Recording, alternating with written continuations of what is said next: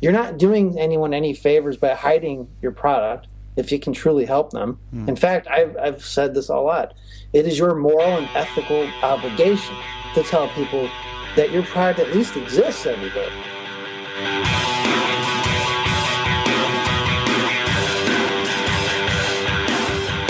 Hey, podcast listener, you're about to discover insider tips, tricks, and secrets to making more sales and converting more prospects into customers with email marketing.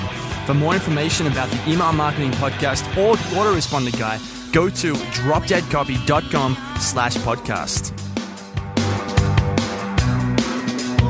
Hey everybody, it's John McIntyre here, the Autoresponder Guy, and it's time for episode 3 of the Email Marketing Podcast, where we talk about the top tips, tricks, and secrets for making more sales and growing your revenue with email marketing. It's episode 3, and today I'll be talking to Ben Settle, a guy who believes daily email is the only way to do email marketing. Now, we're going to get to that in just a moment. To get the show notes for this episode of the Email Marketing Podcast, go to dropdeadcopy.com/EP3. Now, before we get started, I need a favor. The first thing I want you to do is listen to this episode, hear from Ben Settle, and find out why he preaches daily emails and why he believes it's the best way that you or I can increase our sales in our business. After you've listened to the episode, go to dropdeadcopy.com/podcast, click on the review link. It will take you to the Email Marketing Podcast page in iTunes automatically, like magic, where you can leave a review, right? Now, you leave a review, I'll make you famous, I'll read out your review in this over-enthusiastic radio voice, and I'll turn you into a rock star. Who knows? You might even get some groupies from it. Now, let's go talk to Ben Settle. It's John McIntyre here, the Autoresponder Guy. I'm here with Ben Settle, who calls himself an email specialist. He's another email marketing guy. He has a newsletter over at bensettle.com, which I'm on, and you should be on too. Ben, how you doing today? Doing great, John, and it's good to talk to you again. Hell yeah, man. I always love this kind of stuff. So let's start. Tell people a bit about who are you and what do you do? Well, I primarily just sell things online with email, and I do this in a few different sites, niches, that sort of thing. But I also teach email, and so my main thing these days is a newsletter, a print newsletter that shows people how to sell with email. And that's mostly what I'm focusing on these days. I used to do direct response copywriting for clients, and I don't do that anymore because I find that it's far more profitable to just be your own client. Okay, I totally agree, man. Clients are great. You make some money, but it's always like a new headache when you turn up to do Skype calls and follow up and manage the relationship and all these different things like that. Versus just send a few emails. Yeah, and you don't have to get anything approved when you're your own client. You don't have to convince them. When I was doing client work, it seemed like I wrote more emails to persuade clients to do something than actual emails to sell their product. So there you go. I can see that happening. Yeah. Okay, so let's talk about what's the Ben Settle way of doing email? Well, the way that's hard to kind of pin down in one thing, but I guess if I had to sum it up, the Ben Settle way of doing email is to just go out there every day and have fun with your email, whatever you're selling. Now, when I say fun, that doesn't mean necessarily slapstick happy. I mean, some people sell products that aren't, they're serious, but that's fine. But what I mean is you're enjoying yourself. They're enjoying reading your emails. You're selling something people really want, something they need. They're happy to pay you for it because you're selling it to them in a way where they like to buy. And that is really the basics of my system when you do it. I mean, that's what happens. Okay. So because I've been on your list for a month or two now, whenever we spoke last time, and I've been loving the emails, but they're very different to what I guess I'm used to from a lot of other guys in that the first thing, let's talk about that. You send daily emails, from Monday to Friday, I think. Every single day there is an email. And yeah, what's the deal with that? Do people get pissed off? How do you get away with sending people daily emails when I think you're the only person, aside from John, who's another guy I've spoken to, who sends daily? No one else does it. Yeah, actually, I'm kind of lazy. I should be sending one 7 days a week and not just 5. In fact, what I really, technically, if I was more motivated, I would send 2 emails a day, 7 days a week. But I'm just not that motivated. But no one ever gets mad. In fact, I cannot remember the last time somebody complained because, and this is the key, because I bring them in to my list in a way where it's very clear that I'm sending daily tips. So they see it at the opt-in, they see it when they when they opt in, they get like a welcome email. It says it there. They're seeing it, in the daily emails itself. I'll often say, well, these are daily emails. So they're seeing it. Only someone who is completely illiterate could not know they're daily. So it's out. I mean, if they complain, they have no one to blame but themselves, because I'm being completely upfront. And I think that's a big thing for people to do, is just be completely upfront with your readers. Let them know exactly how often if you're not doing daily, if you're doing 3 a week, 1 a week, 2 a day, whatever, let them know up front. Let them, that you're not going to scare the good people that you want are not going to be scared of that. People who are into whatever you sell, who have that problem, that need a solution, chances are they're on 20 other lists too. So believe me, they want to hear from you. Okay, so to give people a bit of motivation, like why? I mean, obviously it's going to increase sales, but like, why do you think that daily emails is so great? Why put the time in to actually write daily emails? What's the big benefit? Well, there's a lot of reasons, but the one big reason is, well, I'll give you 2 good reasons. One is just procrastination. People will procrastinate. People will have decided to buy it 3 weeks ago, and today's email finally pushes them over the edge and they buy. And people will tell me this. This isn't like, this is my theory. I mean, I hear this all the time. Ben, you bastard, you got me. I mean, I've heard stuff like that. You got me today. I had to buy. I mean, I get that a lot, or variations of that a lot. So, and that's one reason. Another reason is they build on each other. If people are hearing from you, if you're like every day or 5 days a week, all those emails start building on each other, and you become the leader in that niche, whatever you're in, or you become a leader in it. You're someone who is demonstrating your competency and your knowledge and your skill level and whatever it is you sell.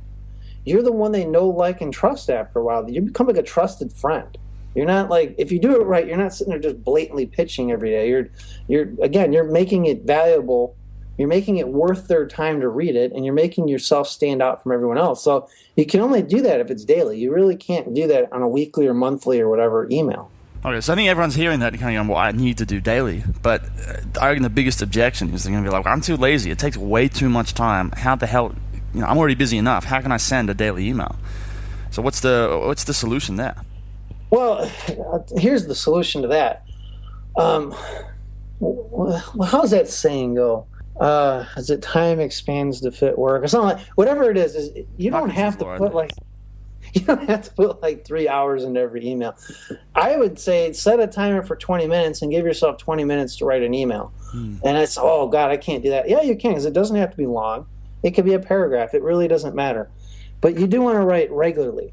And the more you do it, the faster and easier it gets anyway. The first several times, I'm not going to lie to you, it can be hard, especially if you don't like writing. This is why I always give my customers this thing I call a 30-day challenge, where I lay out, okay, write this kind of email on Monday, write this one on Tuesday, and I do that for that very reason, so they get used to it. And by the end of it, they see their sales going up, and that will motivate them. I mean, let's face it, if your sales dramatically go up or like double or something, that's pretty good motivation to write an email every day. Absolutely. And what I've been finding, because I've been doing this lately for my stuff, is that once you get into the swing of things, you can do an email in 10 minutes or 15. Yes. If you start with an idea, it's really, really fast. It really is, and everybody wants to make it, you don't have to spell everything perfectly. I mean, I'm not saying you can butcher every word, but, it doesn't have to be perfect. It should sound like you're writing an email to a family member or friend with something interesting they want to hear. It may not be perfectly formatted. It may not have perfect, if whatever language you're speaking, English, it doesn't have to be perfect. It can just get it out there and communicate. It's better to be a good communicator than a good writer when it comes to email. Well, okay. So now, because I know so you do mainly info product business stuff. Is it worth sending daily emails? Is that applicable to any business, like software businesses, brick and mortar, service type businesses? Is it for everyone? I have yet to see a business where writing daily emails would not work. And I will give you an example. Okay, so there's this guy I know, very good guy. I've known him for a couple years, and he wrote this article about emailing frequency of email. And it was a great article right up until the point where he said, well, seasonal businesses obviously don't need to do this very often or frequently, like the pool guy or whatever. And so I wrote an email about that, kind of like a rebuttal. I said, no, he's wrong about that. The pool guy can write emails during the winter when everybody's not even using their pool. He could be making deals with other local businesses and, just writing us like a community email telling people about other things related to their homes or what other businesses are up to and things like that. And then when it comes time to hire a pool guy, who are they even? He's the only one they're going to hire.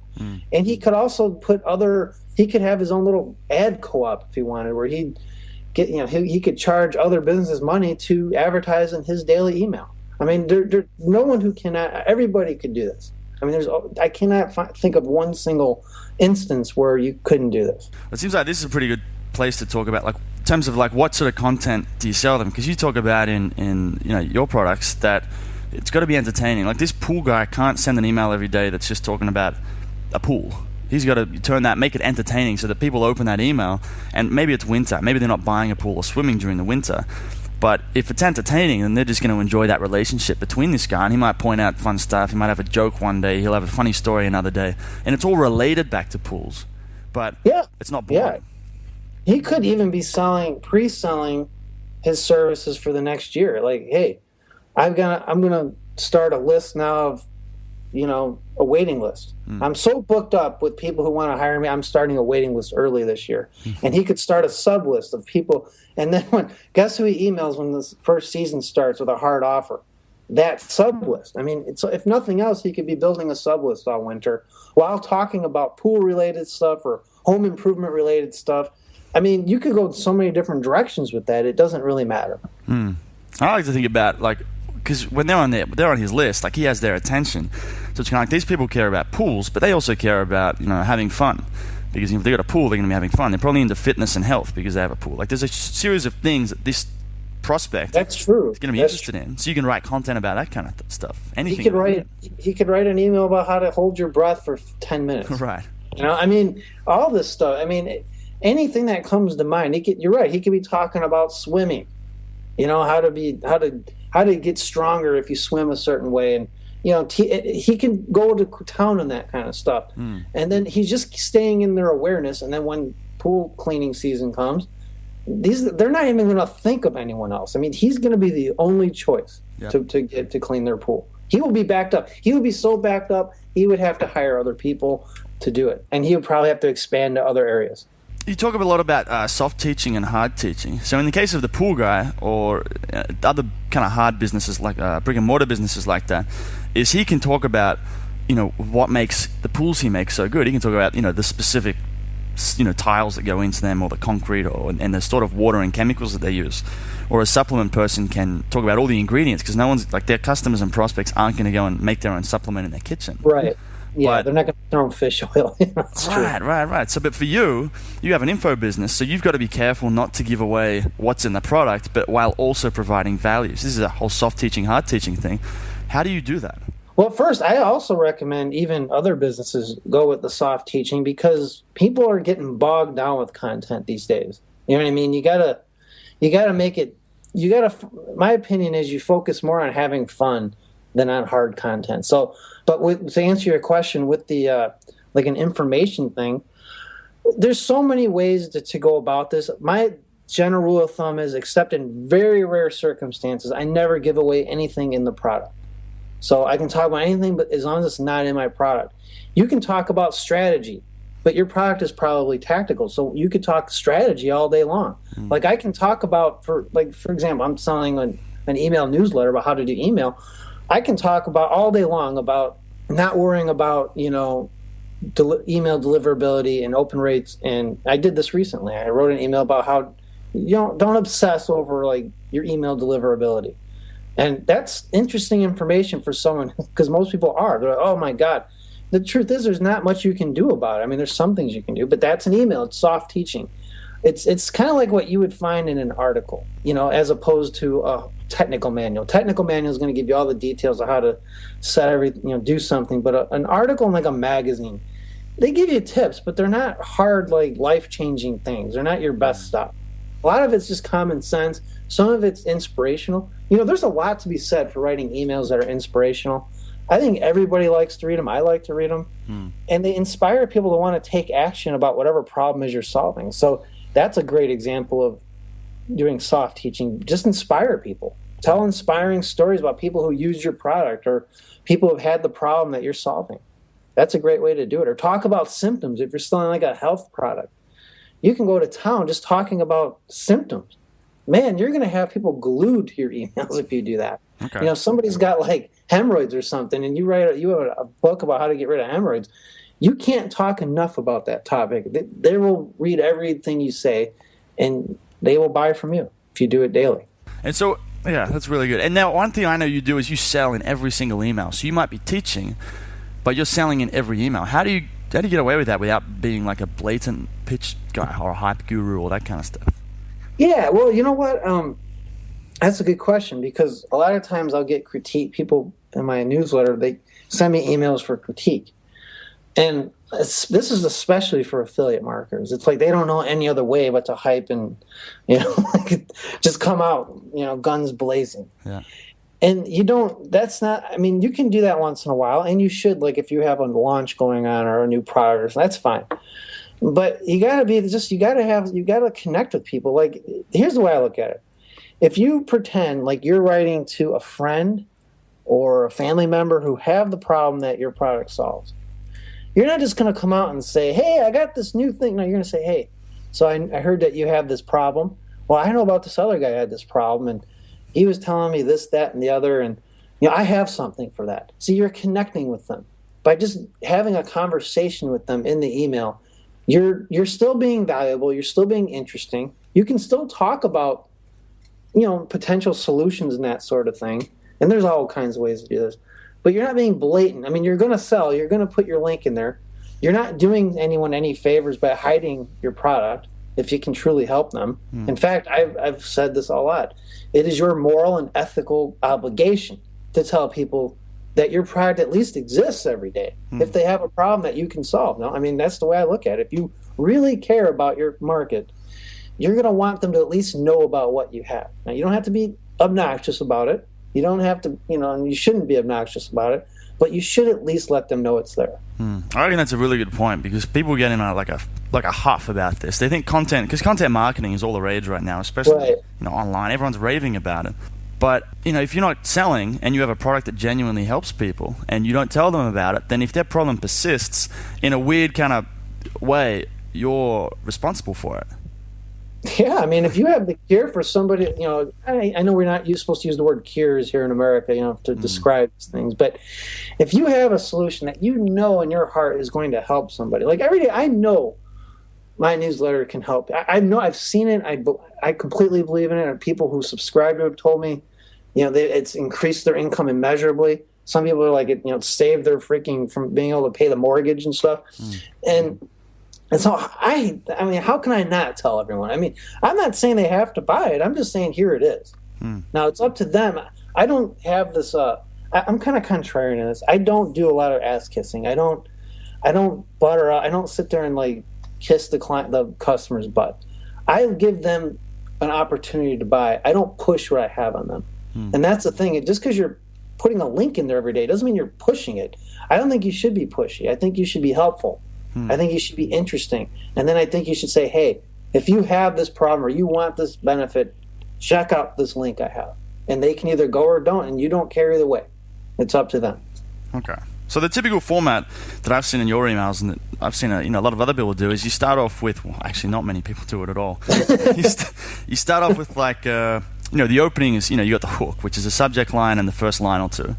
It's kind of like the whole ADA outline. So get their attention, make them interested with like a short story or that's somehow relevant and that can seg into your product somehow. And then at the end, all you're doing is saying, if you want to learn more, check out the product. And that's basically what I do every day. I mean, you see it every day. It's like some days are more aggressive than others, but that's all part of the being unpredictable and fun. Right. They don't know what they're going to get from you tomorrow. They don't know what John McIntyre is going to send them tomorrow because he doesn't even know yet. He's just writing an email, right? So you keep it fresh and interesting. And oh my God, you might think, man, you know what? I have a pretty good hook here. I have a pretty good I just described that problem pretty good, right?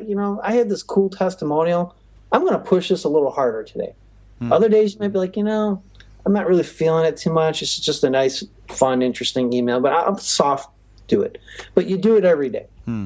That seems like the aggressive thing is the fact that there's a link in every email. But what people need to understand is that it's not about you're not going in there with your guns blazing, ripping off benefits. It's more just having a bit of small talk or something with someone, and then you say, "Oh, I've got this product over here. Here's the link. Go check it out if you're interested." That's exactly it, man. That's exactly it. I mean, I'm big on having. If you really believe in what you have, then you have to believe that you're doing the world a favor by offering what you have. And I don't mean that in an arrogant way. I know that comes off kind of arrogant, but it's true. If you have the cure for cancer, aren't you going to be pretty confident about when you're not going to push it on anybody. You're going to say, here it is. Yeah. And they can take it or not. And so I'm not saying, I'm not equating what I sell to the cure for cancer, but I'm just saying that's the attitude and the posture to have. Absolutely. Okay. So we're just coming up to time right now. So before we finish, what are maybe the top 1 to 3 big wins that someone listening to this could walk away and implement them and get some good results in their business?